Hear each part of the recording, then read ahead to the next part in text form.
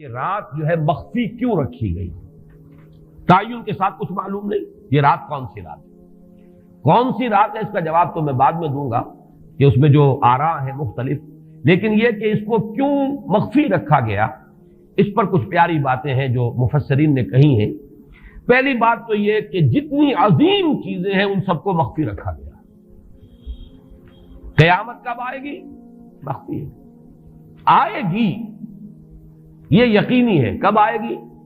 یہ تو ان امور میں سے ہے کہ جس کا علم نبی اکرم صلی اللہ علیہ وسلم کو بھی نہیں دیا گیا، جبرائیل کو بھی نہیں دیا گیا۔ چنانچہ حدیث جبرائیل میں واضح طور پر الفاظ موجود ہیں وَمَا الْمَسْئُولُ عَنْهَا بِأَعْلَمَ مِنَ السَّائِلِ، کچھ معلوم نہیں، نہ سائل کو معلوم نہ مسئول کو معلوم قیامت کب آئے گی۔ اب یہ عظیم حقیقت مخفی رکھا گیا اور اس کا خاص طور پر ذکر کیا گیا سورہ طٰہٰ میں، اَكَادُ أُخْفِيهَا لِتُجْزَىٰ كُلُّ نَفْسٍ بِمَا تَسْعَىٰ۔ اگر تعین کر دیا جاتا تو جو قریب کے زمانے کے لوگ ہوتے وہ تو خوب پھر محنت کرتے آخرت کے لیے، اور ذرا فاصلے والے ہوتے وہ ذرا تساہل کرتے اس کے بارے میں۔ اس کو رکھا گیا ہے، تلوار لٹکی ہوئی ہے، کسی بھی وقت گر سکتی ہے، یہ جیسے گلوٹین کبھی اگر آپ نے دیکھا ہو جس طریقے سے کہ اس کا چھرا گرتا ہے، کسی بھی وقت گر سکتی ہے، لہذا ہر وقت چوکس رہو، چوکنے رہو، جیسے کہ صحابہ کرام کی شان معلوم ہوتی ہے بعض روایات سے کہ ذرا تیز ہوا چلتی تھی تو وہ سمجھتے تھے کہ قیامت آ گئی۔ اس درجے استحضار تھا اعصاب کے اوپر، اس کا اتنا اثر تھا کہ ذرا تیز جھکڑ چلا اور انہوں نے سمجھا قیامت آ گئی۔ تو اس طریقے سے قیامت کو مخفی رکھا گیا۔ اکاد اخفیھا لتجزیٰ کل نفس بما تسعیٰ، نہ آج سے 100 برس پہلے والوں کو معلوم تھا کہ قیامت کب آئے گی، نہ آج والوں کو معلوم ہے، نہ اگر ابھی دنیا کی عمر ہے ابھی 100 برس اور تو قیامت سے ایک دن پہلے بھی شاید یقینی طور پر معلوم نہ ہو سکے کہ کل قیامت آ رہی ہے، تاکہ ہر وقت جو ہے امتحان اتنا ہی شدید رہے، اتنا ہی کڑا امتحان رہے ہر ایک کے لیے۔ لتجزیٰ کل نفس بما تجزیٰ بما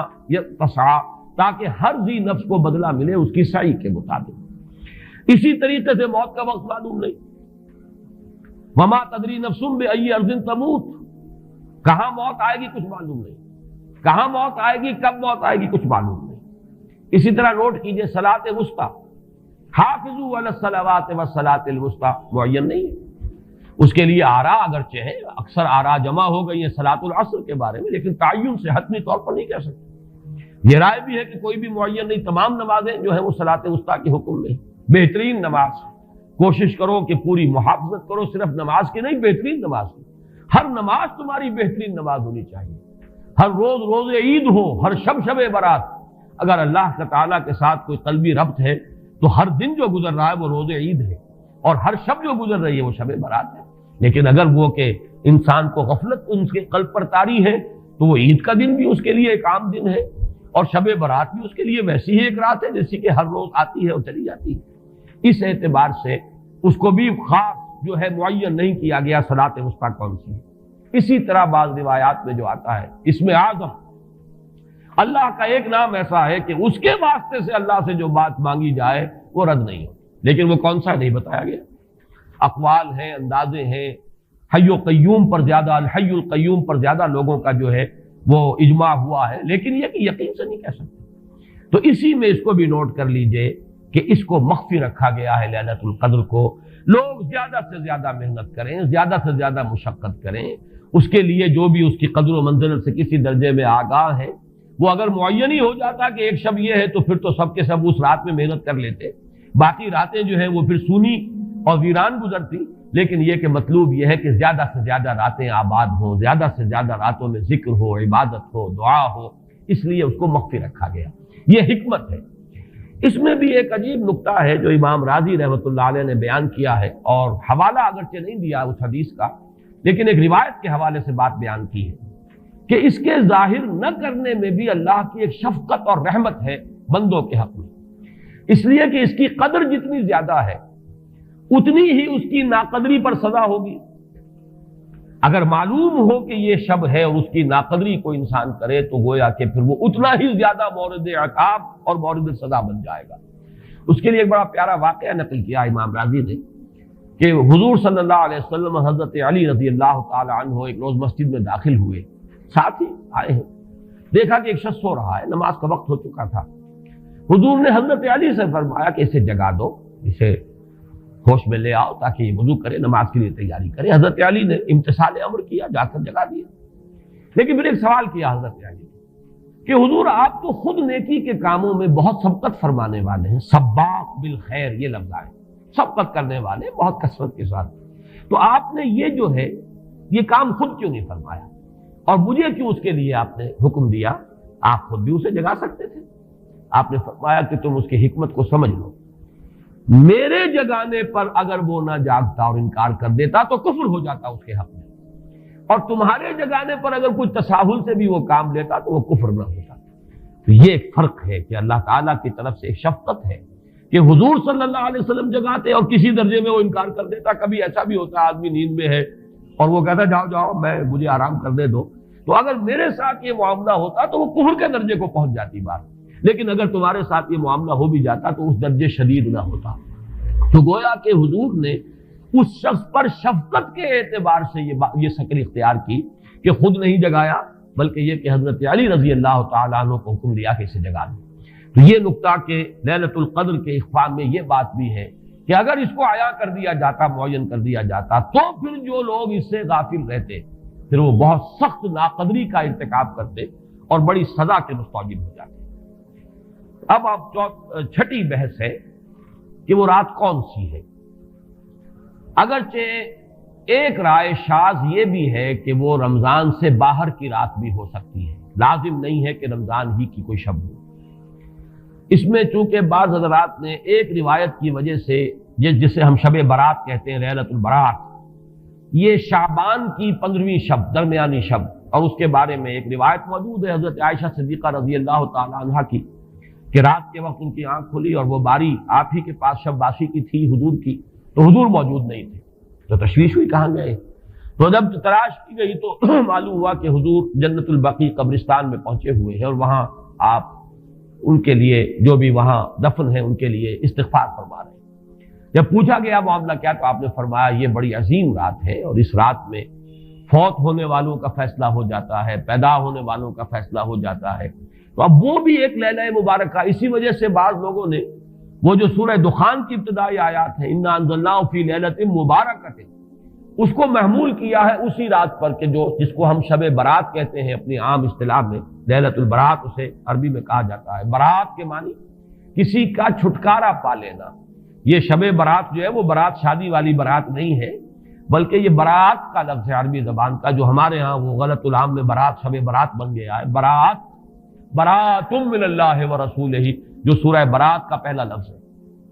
کہ چھٹکارا پانا، کہ وہ رات بھی ایسی ہے کہ اس میں انسان استغفار کرے اور اللہ تعالیٰ سے اپنے گناہوں کی معافی مانگے تو اپنے آپ کو جہنم سے چھٹکارا دلا سکتا ہے، وہ شب برات ہے۔ اس اعتبار سے کچھ لوگوں نے گمان کیا کہ شاید لیلۃ القدر اور لیلہ مبارکہ اس حدیث کی روح سے وہی شب ہے، وہ ظاہر بات ہے کہ خارج از رمضان مبارک ہے، اور یہ کہ اس کے علاوہ بھی بعض آراء ہیں، لیکن یہ آراء جو ہے شاذ کے درجے میں۔ میں یہ کہہ سکتا ہوں کہ تقریباً اجماع ہے اس پر کہ یہ رات رمضان مبارک ہی کی ایک رات ہے۔ اس کی دلیل ایک تو یہ کہ القرآن یفسر بعضہ بعضا کے اصول کے مطابق قرآن مجید کے اندر سورہ بقرہ میں یہ واضح کر دیا گیا شہر رمضان الذی انزل فیہ القرآن، رمضان مبارک کا مہینہ وہ ہے کہ جس میں قرآن نازل کیا گیا، اور یہاں فرمایا انا انزلناہ فی لیلۃ القدر، ہم نے اس کو اتارا ہے لیلۃ القدر میں۔ ان دونوں کو جوڑیے تو اس کا ایک لا محالہ جو ایک انیویٹیبل رزلٹ نکلتا ہے وہ یہی ہے کہ یہ لیلۃ القدر رمضان مبارک میں۔ دوسری اس کی تائید ہوتی ہے وہ مشہور حدیث جس کو الحمدللہ کہ ہم نے بہت عام کیا ہے، رمضان مبارک کی آمد سے قبل کوشش ہوتی ہے ہر سال جو ہے اس کی یاد دہانی کرا دی جائے۔ ایک طویل خطبہ جو حضور نے دیا تھا، خطبنا رسول اللہ صلی اللہ علیہ وسلم فی آخر یوم من شعبان، یہ حضرت سلمان فارسی رضی اللہ تعالیٰ عنہ سے مروی ہے کہ حضور نے شعبان کے آخری دن ہمیں خطبہ ارشاد فرمایا، یا ایھا الناس قد اظلکم شہر عظیم شہر مبارک شہر فیہ لیلۃ خیر من الف شہر، لوگوں آگاہ ہو جاؤ، تم پر ایک بہت مبارک مہینے نے، بڑی عظمت والے مہینے نے سایہ کر دیا ہے، سایہ فگن ہو گیا ہے تم پر ایک مہینہ جو بڑی عظمت والا ہے، شہر عظیم جو بڑی برکت والا ہے، شہر مبارک، اور تیسرا جملہ اس میں یہی ہے شہر فیہ لیلۃ خیر من الف شہر،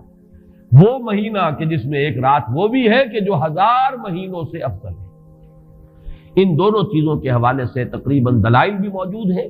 اور ویسے یہ کہ جیسا کہ میں عرض کر چکا ہوں اجماع ہے کہ یہ رمضان مبارک ہی کی ایک شب ہے۔ لیکن رمضان مبارک کی کون سی شب ہے؟ اس پر بعض مفسرین نے تو لکھا ہے کہ 40 قول ہیں۔ چنانچہ صاحب تفسیر مظہری قاضی ثناء اللہ پانی پتی نے، میں نے وہ تفصیل تو نہیں پڑھی، کہ 40 قول نقل کیے، لیکن امام راضی نے جو 9 قول نقل کیے ہیں وہ میں تیزی کے ساتھ آپ کو سنا دیتا ہوں۔ ابن رزین رحمہ اللہ کا قول یہ ہے کہ رمضان کی پہلی شب ہے۔ حضرت حسن بصری رحمت اللہ علیہ، یہ ہے تابعین میں سے، اس لیے میں رضی اللہ عنہ نہیں کہہ رہا، رحمت اللہ علیہ، حضرت حسن بصری رحمت اللہ علیہ کی رائے ہے کہ یہ 17ویں شب ہے، یعنی وہ شب کہ پھر جس کے اگلے دن جو ہے وہ غزوہ بدر ہوا ہے، یوم الفرقان۔ حضرت انس رضی اللہ تعالی عنہ مرفوعاً روایت کرتے ہیں کہ یہ 19ویں شب ہے۔ محمد بن اسحاق جو بہت بڑے سیرت نگار ہیں حضور کے، ان کا قول ہے کہ یہ 21ویں شب ہے۔ حضرت عبداللہ ابن عباس رضی اللہ تعالی عنہما سے قول جو ہے مروی ہے کہ یہ 23ویں شب ہے۔ حضرت عبداللہ ابن مسعود رضی اللہ تعالی عنہ سے مروی ہے کہ یہ 24ویں شب ہے، اور اس کو میں ذرا اہمیت دیتا ہوں اس لیے کہ 24ویں شب جو ہے سورہ علق کی ابتدائی آیات کے نزول کے ضمن میں کچھ حساب کتاب کے جوڑنے سے 24ویں اور 25ویں شب کا بھی معاملہ جڑتا ہے، جو کہ میں نے آپ کو سورہ علق کے درس کے دوران بتایا تھا۔ اس کے بعد حضرت ابو ذر غفاری رضی اللہ تعالیٰ عنہ کا قول ہے کہ یہ 25ویں شب ہے۔ اس کے بعد حضرت ابی ابن کعب رضی اللہ تعالیٰ عنہ کا قول ہے، یہ وہ ہے جن کو کہ حضور نے خود فرمایا کہ اقرأہم ابی ابن کعب، قرآن مجید کے سب سے بڑے قاری حضرت ابی ابن کعب ہیں رضی اللہ تعالیٰ عنہ، اور ان کے بھی سینے پر آپ نے تھپکی دی تھی کہ ایک سوال کیا آپ نے کہ سب سے عظیم سورت کون سی ہے، اور جب انہوں نے صحیح جواب دے دیا سورہ فاتحہ، تو پھر یہ کہ اس پر حضور نے تھپکی دی کہ تمہیں اللہ تعالیٰ نے بہت صحیح مناسبت عطا کی ہے علم کے ساتھ۔ ان کی اور صحابہ میں سے بہت سے لوگوں کی رائے، یہاں تک کہ یہ کہا جا سکتا ہے کہ بقیہ اقوال جو ہیں وہ شاذ کے درجے میں ہیں، اور یہ گویا کہ اگر اجماع نہ کہا جائے تو بہت حد تک اتفاق کے درجے میں ہے کہ یہ 27ویں شب ہے۔ اور اس 27ویں شب کے ضمن میں حضرت عبداللہ ابن عباس سے ایک روایت میں پہلے آپ کو بتا چکا ہوں کہ 23ویں شب، لیکن 27ویں شب کے ضمن میں جو مختلف روایات حضرت عبداللہ ابن عباس رضی اللہ تعالی عنہما سے مروی ہیں، ان میں بھی کچھ لطیف نکات ہیں، وہ میں بعد میں بیان کروں گا۔ اس کے بعد ایک شاذ قول اور بھی ہے کہ یہ 29ویں شب ہے۔ تو یہ گویا کہ 9 ہے اقوال، جن میں سے بعض جلیل القدر صحابہ کے ہیں، عبداللہ ابن مسعود، ابو ذر غفاری، ابن عباس، ابی ابن کعب، لیکن یہ ہے کہ سب سے زیادہ جو اتفاق اگر اجماع نہ کہا جائے تو 27ویں شب پر ہے۔ اس 27ویں شب کے بارے میں حضرت عبداللہ ابن عباس نے 3 نکتے بیان کیے۔ ایک نکتہ تو یہ ہے کہ یہ پوری سورہ مبارکہ جو ہے سورۃ القدر، اس میں 30 الفاظ ہیں، اور ان 30 الفاظ میں سے 27واں لفظ ہے ہیا حتی مطلع الفجر، یہ 27واں ہے۔ اس کے اعتبار سے گویا کہ انہوں نے ایک ربط قائم کیا ہے کہ یہ 27ویں شب ہے۔ ایک بات انہوں نے یہ کہی ہے کہ اللہ تعالیٰ کو وطر محبوب ہے، اللہ وطر و یحب الوطر، اللہ خود بھی اکیلا ہے اور وطر کو پسند کرتا ہے۔ پھر یہ کہ وطر جو ہے اب رمضان مبارک کے اندر اگر وہ وطر شمار کیے جائیں گے تو 14-15 وطر بن جائیں گے، لیکن اس میں چونکہ آخری عشرے کے بارے میں بہت سی روایات جو ہیں ان کا تقریباً اجماع ہو جاتا ہے کہ آخری عشرے میں، تو آخری عشرے میں بھی 5 وطر آئیں گے، 21ویں، 23ویں، 25ویں، 27ویں، 29ویں۔ لیکن حضرت عبداللہ ابن عباس کہتے ہیں کہ 7 کا ہندسہ اللہ تعالیٰ کو بہت پسند ہے، اور بہت سی چیزیں جو ہیں عالم تکوینی میں بھی اور عالم تشریعی میں بھی بہت سی چیزیں وہ ہیں کہ جو 7 کے ہندسے کے ساتھ وابستہ ہیں۔ 7 آسمان ہیں، 7 زمینیں ہیں، ہفتے کے 7 دن ہیں، طواف کے 7 شوط ہیں، سعی بین صفا والمروہ وہ بھی 7 مرتبہ ہے، ادھر سے ادھر، ادھر سے ادھر 7۔ اسی طریقے سے سجدے کے اعضاء بھی 7 ہیں، تو اس سے انہوں نے پہلے وطر اور وطر کے بعد 7 کا ہندسہ، رمضان کے آخری عشرے کی وطر راتیں اور ان میں 7ویں رات یعنی 27ویں شب، وہ اپنے اس حساب کتاب سے بھی. اور جب انہوں نے یہ بات بیان کی تو حضرت عمر رضی اللہ تعالی عنہ نے ان کی تحسین کی تھی. آخری بات اور بھی کہی گئی ہے کہ لیلۃ القدر جو ہے اس کے اندر حروف کو اگر شمار کیا جائے تو 9 بنتے ہیں، اور یہ لیلۃ القدر اس سورہ مبارکہ میں 3 مرتبہ آیا ہے. انا انزلناہ فی لیلۃ القدر وما ادراک ما لیلۃ القدر لیلۃ القدر خیر من الف شہر. اس اعتبار سے بھی 3 کو ضرب دی جائے 9 سے تو وہ بھی 27 کا عدد بنتا ہے. بہرحال یہ میں نے جیسا کہ عرض کیا تھا کہ ان کا کوئی تعلق نہ صرف سے ہے، نہ نحو سے ہے، نہ روایات سے، لیکن بہرحال حضرت عبداللہ ابن عباس کا ایک ذوق ہے. اس کو آپ ذوقی باتیں بھی کہہ سکتے ہیں، لیکن یہ کہ حضرت عبداللہ ابن عباس کی ذوقی بات ہے، لہذا اس کا کم سے کم تذکرہ ہو جانا چاہیے. ایک بحث یہ ہے کہ اہی باقیۃ ام لا، کیا یہ رات جو اس کی عظمت تھی یہ باقی ہے یا صرف وہی رات جو تھی جس میں کہ قرآن مجید نازل کیا گیا وہی عظمت کی حامل تھی. انا انزلناہ فی لیلۃ القدر، یا یہ کہ اب بھی ہر سال یہ رات آ رہی ہے تو اسی عظمت کی حامل ہے، اسی قدر و منزلت کی، اسی برکت کی حامل ہے. اس پر بھی تقریباً ایک اجماع ہے کہ یہ لیلۃ القدر باقی ہے، ہر سال آتی ہے.